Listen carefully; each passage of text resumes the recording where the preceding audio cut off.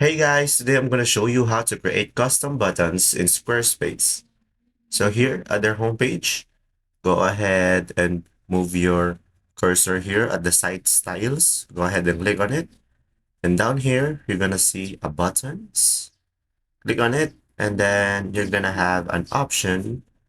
Just close this window pop up. And here you're going to have an option, a primary option where you can change your preferred style.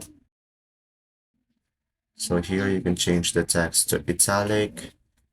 You can also have it an uppercase or lowercase.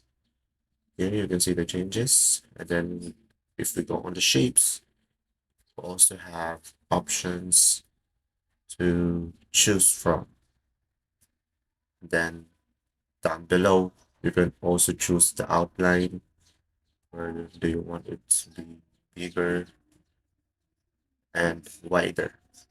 And if this video helped you out, hit like and subscribe and comment down below and I'll make sure to answer all your guys' questions. Thanks for watching.